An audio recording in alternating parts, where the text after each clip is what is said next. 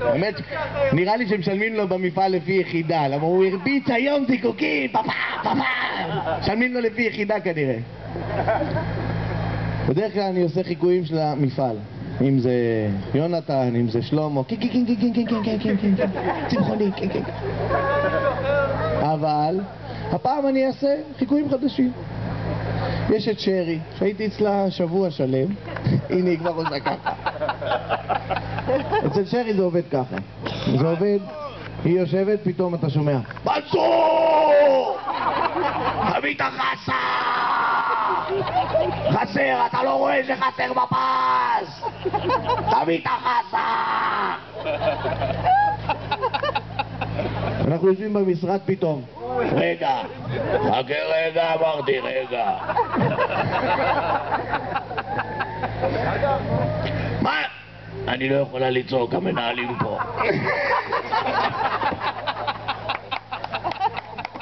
אסור!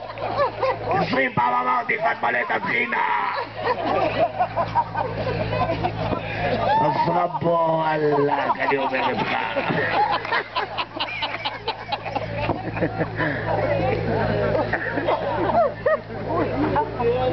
אני שמח, באמת, אני שמח לעבוד, אני מבין שכבר מקצרים אותי.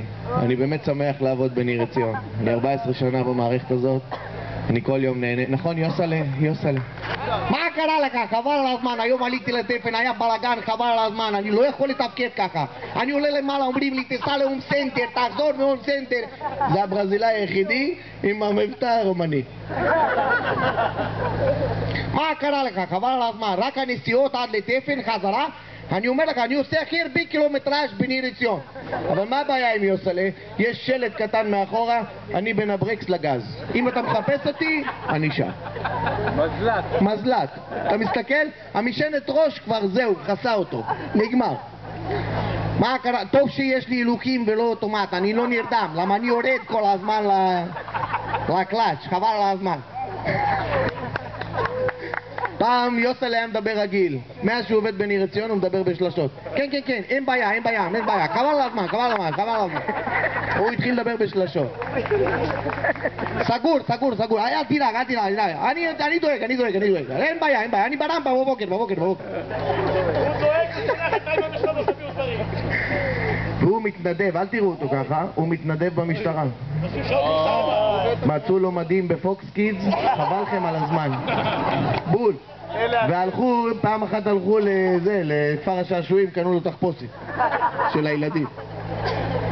מה קרה לך? אנחנו מתנדבים, אתה לא מבין, בלילה חבל על הזמן מה הולך בלילה. אנחנו רוצים מרדפים. אני אומר לו, אחרי מי אתה רודף? משה דר. איזה שיר חבר'ה, המון תודה, נהניתי מאוד להיות פה.